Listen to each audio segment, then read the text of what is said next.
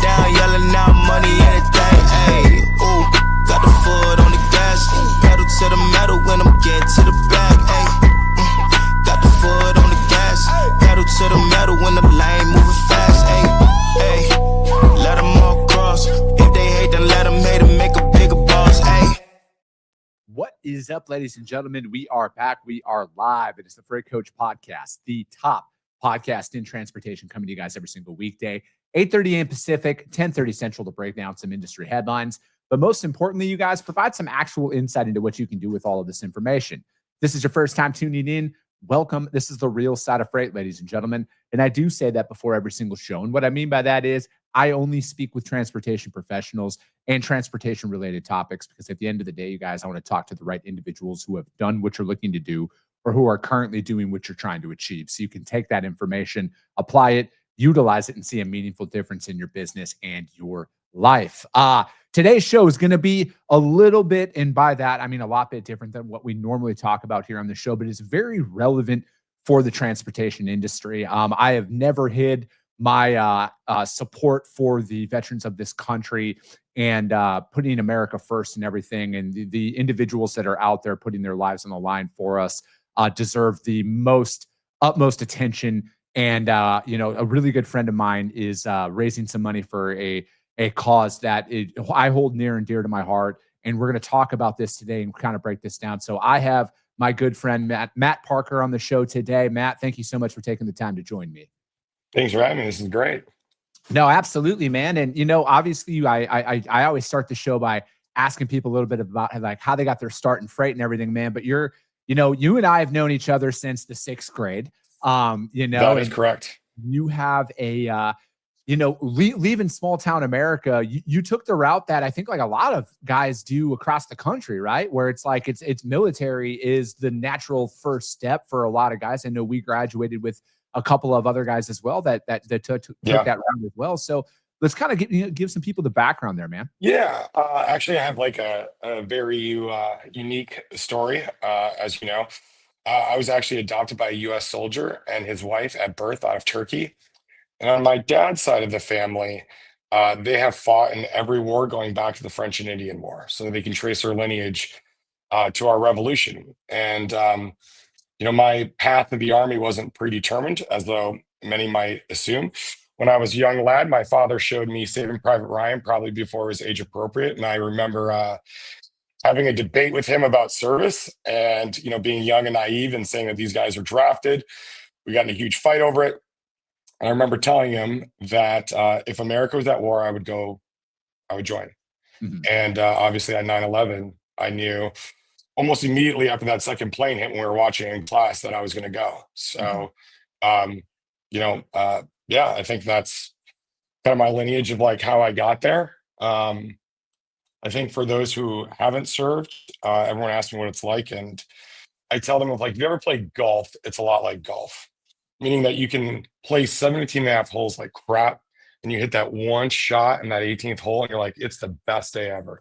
Yeah. And I think that's a lot of what the service was like, a lot of hard times. But the one thing they don't tell you is getting out is infinitely harder than getting in.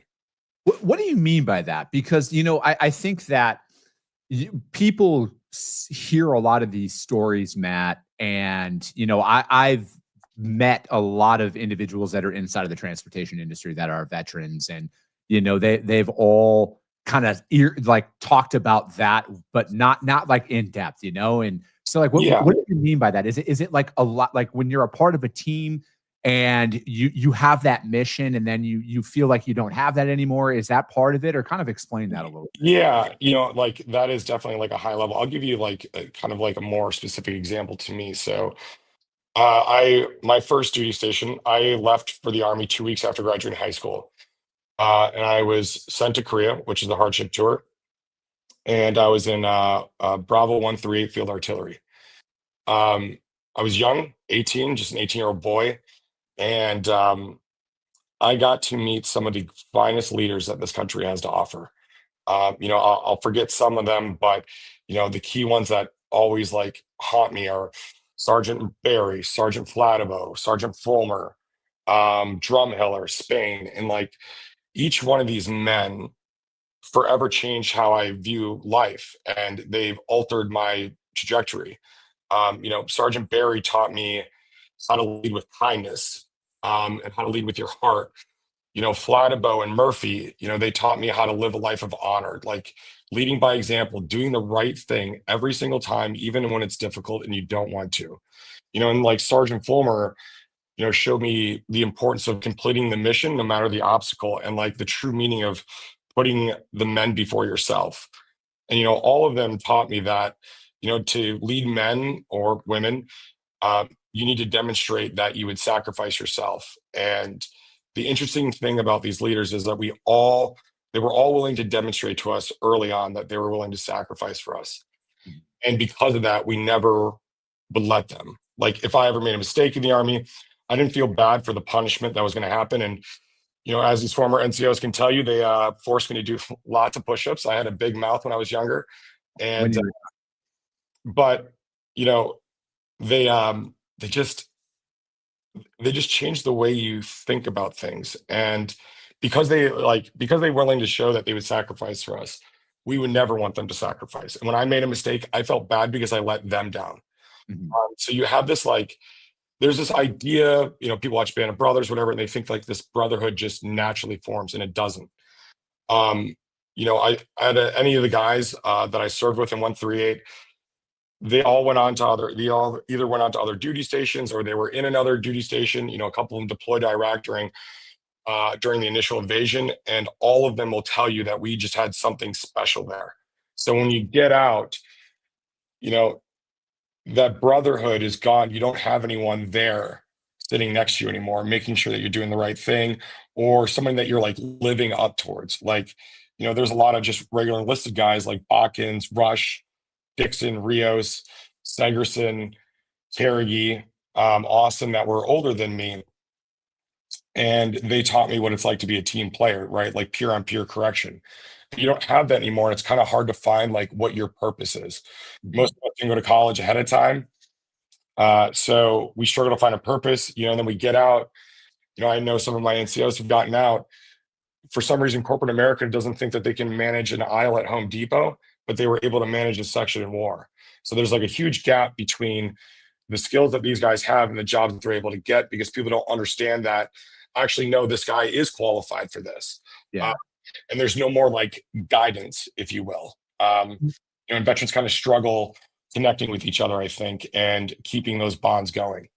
Do you think that's a major miss by a lot of companies here in the United States? And what do you think is the reason? Because I think we've, at least when we graduated high school, Matt, college was the big push, right? You got to go to college, you got to go to college. That's the only path to success in life. Yeah. And a lot of us, myself included, took out way more student loans than I needed, financial irresponsibility. And now here I am 20 plus years later, and I'm like, why did I pay for that degree?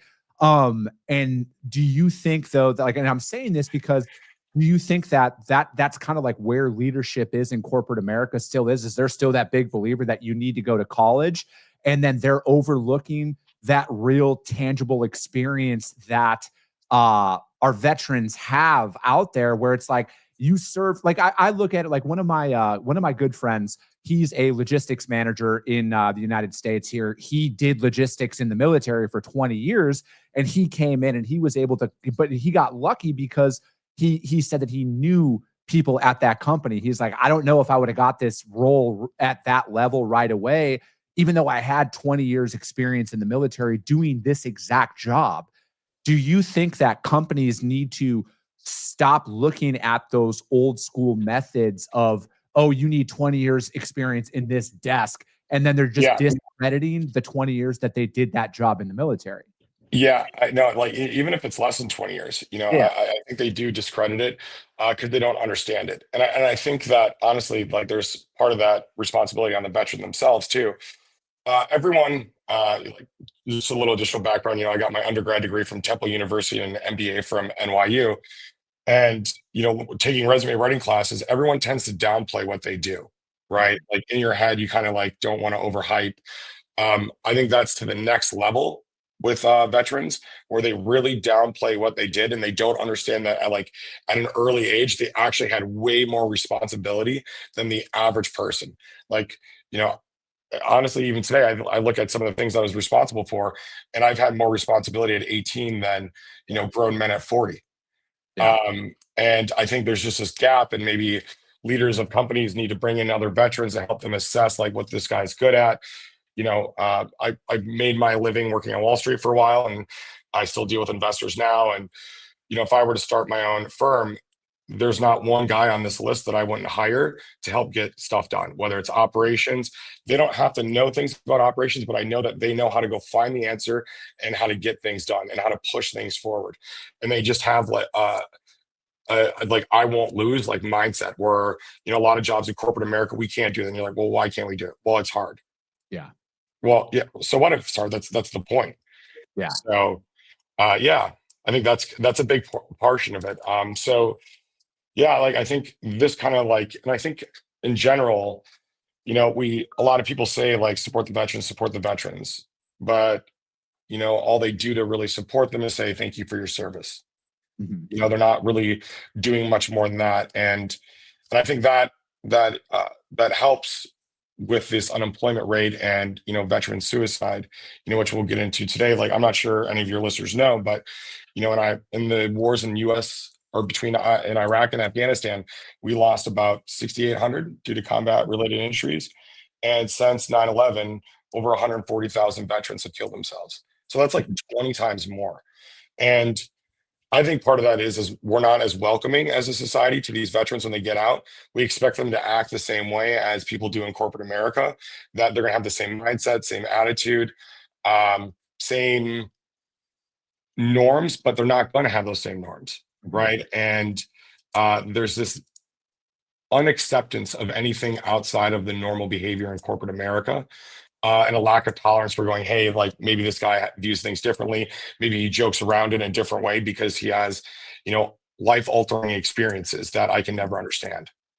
How did we get to this point though, Matt? And I know this is a very open-ended question, but it seems like at times they are overlooked. Like I would say if there's any demographic of individual in this country today that has a megaphone to say like, hey, we need help, it is our veteran community. And it's seemingly there are a lot of people who, again, like we're conditioned to say thank you for our service, but like that's kind of like where it stops. And I don't know, again, I'm not a veteran, but like it does it ever seem like it's just like empty words to a lot of these individuals, and they're like, yeah, thank you, but why can't I get the help that I actually need? Yeah, I think that if you look at like the VA and like the VA scandals that have happened in the past, it's problematic. I think both sides leverage veterans for political gain, unfortunately. Actually, in Trump's first administration, he signed the VA Accountability Act. I don't know if people remember, but back in Arizona, there was a secret wait list where veterans died waiting for care. And it seems like they only want to give support when it's politically advantageous. You ask like how we got here. I'm reminded of this quote, and I think this quote kind of summarizes it. For those who serve, freedom has a taste, the protected will never know. And I do find that very true. Being in the military was the greatest thing that I ever did in my life. And I'm so blessed. As you know, was kind of troubled in high school towards the end and was heading down the wrong path. And those leaders that I had, they changed my life. I didn't have good role models growing up, for a big part of it. And the guys that I mentioned earlier, like each one of them, their own unique way, like helped shape who I became. And I know, ironically enough, the only reason I decided to go to college is I was in my final duty station in Oklahoma, and I met this officer that I thought was really stupid. And I went, "Hey, sir, you went to college?" And he goes, "Yeah." Like, I looked at him like, "Well, if you could do it, I could do it." And he goes, "What does that mean, Parker?" And I'm like, "Exactly what it sounds like." And like, and then I just turned around and walked away. And I think he was like, "Wait, did this guy just call me dumb?" I'm like, so, but yeah, it's really unfortunate. And I think I would love for there to be a national dialogue on how we can help our veterans. 44% of, like, here's just some like additional facts for you on like what veterans are facing. 44% of veterans report that transitioning to civilian life is difficult. And it really is. Especially if you're a single guy getting out, like you never got married, like you don't connect anymore with people that you knew in high school. It's like this weird thing. You're 22, 23, going on 40 for some reason. So like you go to college and it's hard, and maybe you don't know about different types of jobs, because the Army does a very bad job of helping soldiers transition and showing them the possibilities that they could do, unfortunately, and that definitely needs to get improved. Like I already said, more than 60% of veterans were either underemployed or unemployed. 65% of veterans, post 9/11 veterans, have indicated that it took them a minimum of 3 years to kind of feel partially transitioned out. And like I already said, like the suicide rate is 2 times higher than the general population. Right now, today, 18 to 22 veterans a day kill themselves. Yeah. Like it wasn't the wars in Afghanistan or Iraq that did it. It's coming back and feeling isolated, that lack of purpose, that lack of brotherhood. Like these men I love so much. And words can never really fully describe like how much I love these guys. And I never really felt anything like that outside of it. And it's kind of one of the weird things of life. You don't really realize what you have until Yeah. it's gone. And I remember getting out and feeling relieved as I drove home back to Wisconsin. But I remember getting back home and feeling like I made this huge mistake, that I Yeah. just left my brothers. And I talked to, I will get into a little bit later, one of our brothers, Sergeant Michael Murphy, succumbed to his wounds, his hidden wounds recently. And I was talking with a couple of my buddies and asked them, like, what was it like getting out? And unanimously, everyone just kind of had this feeling like, I just quit on my guys. Even though it's horrible, or not horrible, even though it's like not an ideal situation to be in, and you're just excited to get out. After the dust settles, you're like, I just left my guys, and that's just really hard to deal with, I think. Yeah, it's, I think there's a lot of individuals out there who, after major life changes like that, they do go through that period of feeling, less than, or like they lost their purpose and everything. And, it's to me, it's like when we sit back and we look, you hear that number 18 to 22 veterans a day. And then, you see some of these campaigns that come about where it's like there's a bunch of people who are like, doing the push-ups and stuff like that to honor. But it's also like, well, why do we stop there? And it's like, I look at it is like what we need to do more, I think, as a society here, to bring and reintegrate them back into the civilian life. And I'm not going to get into the government here too much, but I think that it's been proven to a lot of us, veterans and non-veterans, that like it's on us, right? Like it's Yes. on us as citizens to step up and really help and push these narratives forward, and push a lot of this forward, because nobody's coming, right? Like I've just accepted that the older I've gotten, like nobody's coming to do anything. Like we were raised to feel and think a certain way, but then it's like the older you get, the more you realize, like, damn, those are just all empty words. And when you reached out to me about the cause that you're raising money for today, I wanted to help in ways that I'm like, all right, I need to do more, and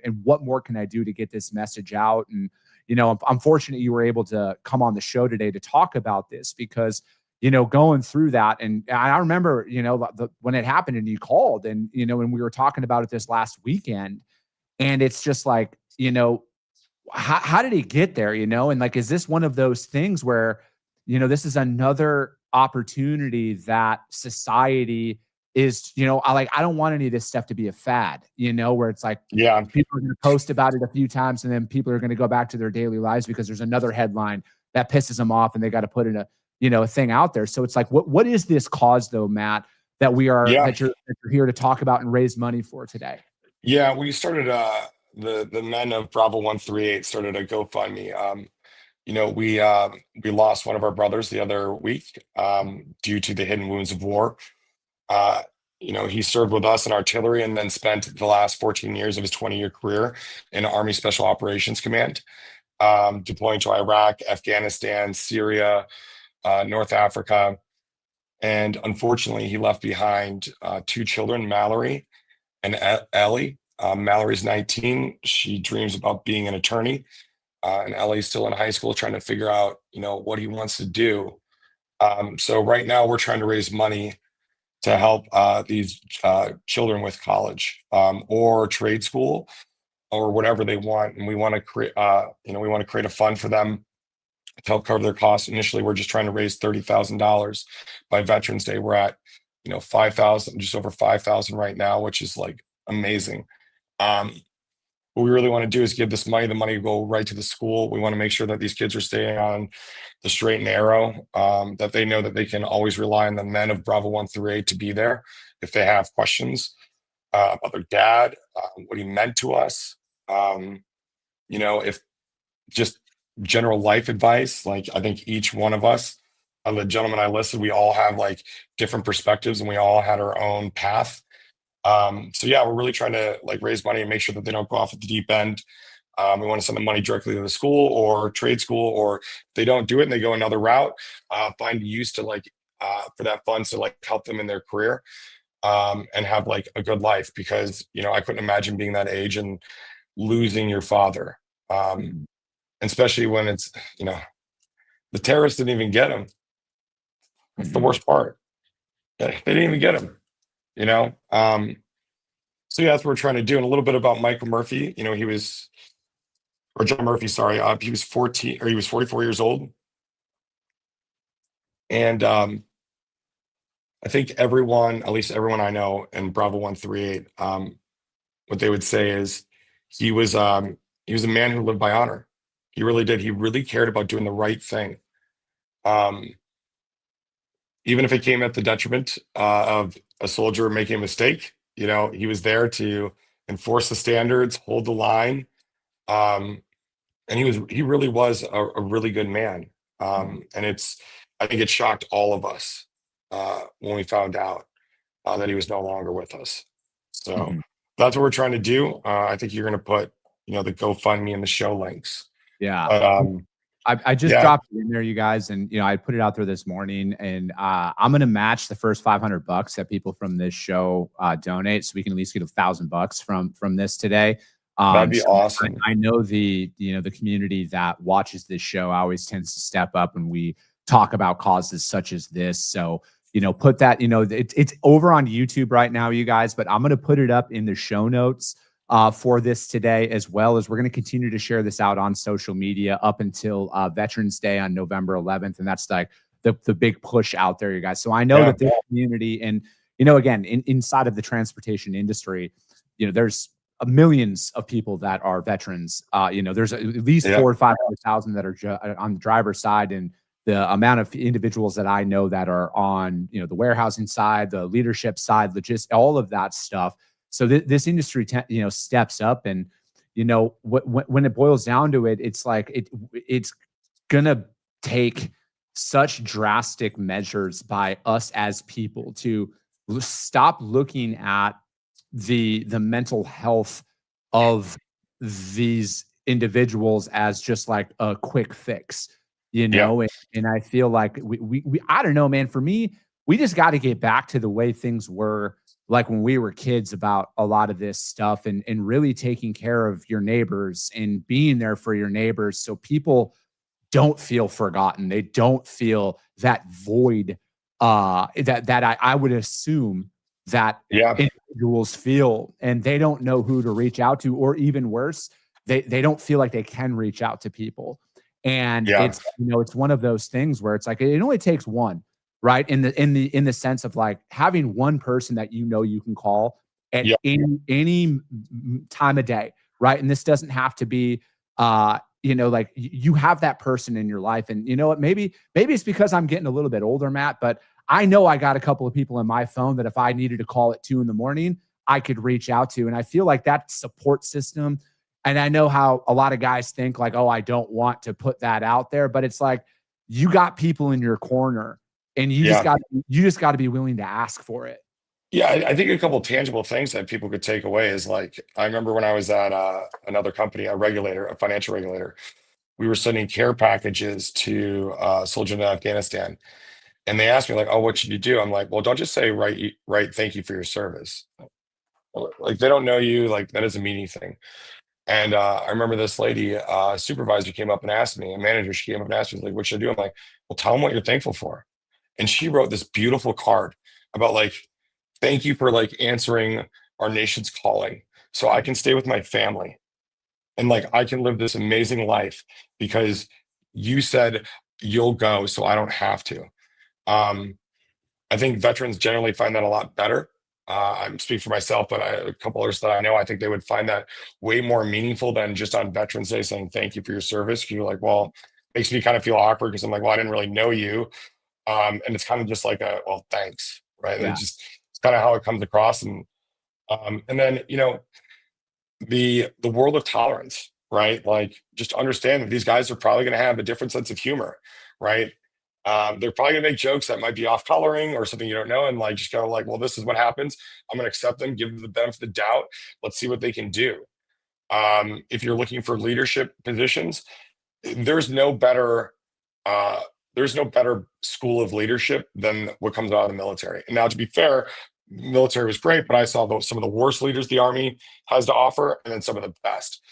There's kind of like a rare in between. But I took a leadership course at NYU, top business school, and I mean, the stuff that they were teaching there was just nonsense. Yeah.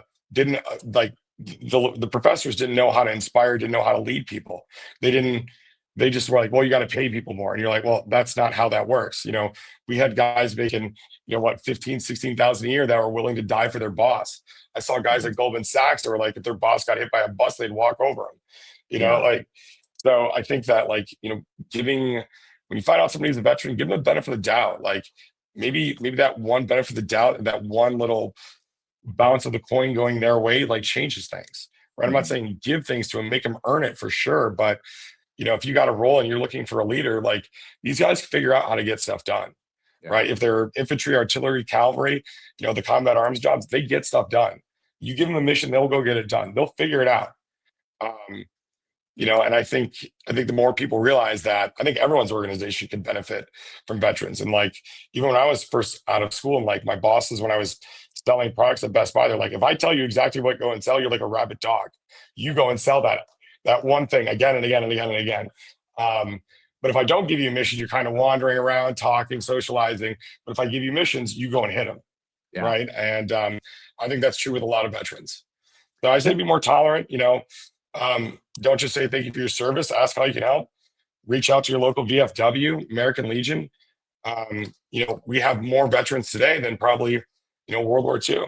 20 years of war will do that. Mm-hmm.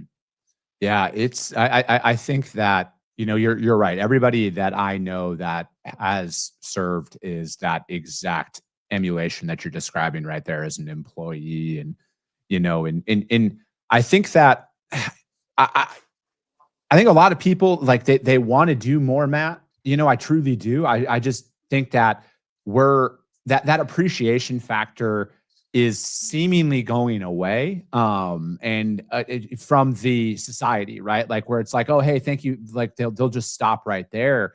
And what you said earlier about that your boss writing that letter about like why they're thankful for it, and it's like, and I've said this on this show in the past, and I'm going to say it again right here and right now is like I couldn't do over the last 5 years what I've done to build my company up in any other setting than the United States of America. I couldn't talk the shit that I talk on this show. I couldn't do the things that I've done without those sacrifices by men and women throughout our country's history to get us here. And that hasn't lost sight on me. And I hope more people come to realize that it goes deeper than that, right? And it's like it's showing that it's embodying and living the way that Americans used to live, and we got to get that back. But it has to start with the individual, right? Like at the end of the day, all of the changes that a lot of people like they'll post about and talk about generally stop right there because they're afraid to take action, And I look at it like this: like at the end of the day, I'm going to live the life that I want to live. I am going to try my best to be the best man that I possibly can and lead by that example and set a higher standard, because I feel like at the end of the day, it's a standards issue first and foremost. That is why we are in the position that we're in, is people have such low standards, and we need to work on that as an individual and just start with that first step. We all look stupid when you take that first step, but I feel like if you know that there's others out there, you're going to be a lot more confident to take that first step forward about like, I got to raise the standards. I got to be the one that's going to fix it, because it starts with you and your little community. You don't need to be a social media influencer to make change out there. I'll use this example. When I bought my house back in 2022, first time home buyer, 36 years old. Society was like, oh, that's so much older than everybody else. But regardless, the first thing I did is I hung an American flag on my house. And guess what happened to pop up in my neighborhood over the next 2 months? About 14 more American flags popped up after that one small action. I didn't go door to door. I didn't go knock on and say, hey, you should. I hung that up because, again, like I said, I was able to buy that home because of the country that I live in and the opportunities that are afforded to me. And I'm going to fully fucking exercise my rights, whether you want to hear it or not. I am going to fully exercise my fucking rights out here to honor everybody that has given me this opportunity. Yeah, it doesn't even matter if you're like pro Iraq, Afghanistan. It doesn't matter. The reasons we went doesn't matter. What matters is you had a bunch of men and women that when the country said, hey, we need you, they were there. They said, I'll go so you don't have to. And every one of them, that's what makes the 9/11 veterans so special, similar to, the World War II veteran class, is that we were attacked and they all said, I'll go. They like clamored. I don't know if you've seen Band of Brothers, but at the very beginning, one of the gentlemen talked about how people in his hometown killed themselves because they couldn't go fight in World War II. And he said it was a different time. And I agree. But yeah, it doesn't matter your opinion on the war. Was it good? Was it bad? Was the government right or wrong? It doesn't matter. We need a country where we have men and women that are willing to step up when the nation calls. Because the fact of the matter is most people won't. And these are less than 6% of the population. Less than 6% is responsible for everyone's freedom. And I know for me, when I got out, it was hard. And the thing that really switched things for me is I went to Temple University in Philadelphia, and we were creating a veterans club, and one of the students had to walk through campus, and he was late. And he shows up in the room and he goes, who created Temple? And we had the dean of the business school there. I'm like, no. And they're like, a World War II or a Civil War veteran lost his buddy. And and to make up for his loss of life, he worked an additional 8 hours a day. And for me, I wasn't doing great in school. It was just kind of, okay, like that story changed something. So it wasn't about my friends who deployed and didn't come home anymore. It was about like, okay, I have this opportunity that, the men and women who have died in Iraq, Afghanistan would literally kill for. So I need to make the most out of every day I have, because if I don't, I'm disrespecting them. And that's the kind of like mind shift that like changed me and helped me, go from small country boy where we had one stoplight in our town. We remember when it got put in, it's still the only stoplight in that town, to eventually making my way to working in a couple Wall Street banks, and having the great life that I do. And like, it's the men that I mentioned earlier that to me made this happen. Sure, I had to do the work, but they gave me the backbone, the fortitude to do it and do it the right way by not cutting corners and making sure I live a life of honor and virtue. And without them, I don't think any of this is possible. I think I would have fallen off, just like other people, and would have continued to be lost. So, and I had a couple, I met a couple of people along the way that were not veterans that, gave me a shot. Like the coin bounce just flipped, right? I was prepared, but they gave me that shot, and that's what helped. And if you give a veteran a shot, like I think a lot of people would be pleasantly surprised, honestly. I would agree with that, Matt. And I appreciate you taking the time to jump on here today and talk about this. Yeah. And, we're going to continue to push this message, you guys. And again, the GoFundMe link is in the YouTube comment section right now. If you want to jump over there and donate, you guys donate. And the amount doesn't matter, you guys. No. All right. And $1, $5. It's anything is so helps. great. All right. Everything helps to help support Sergeant Murphy's children here to ensure that they get a leg up here in life. And, I appreciate you for joining me today, you guys. And that's going to be it. You guys know what to do. I appreciate you guys. I love you guys. And we'll be talking to you soon. Thank you. Came back with a bang. Window down, yelling out money, anything. Ayy, ooh, got the foot on the gas. Pedal to the metal when I'm getting to the back. Ayy, got the foot on the gas. Pedal to the metal when the lane moving fast.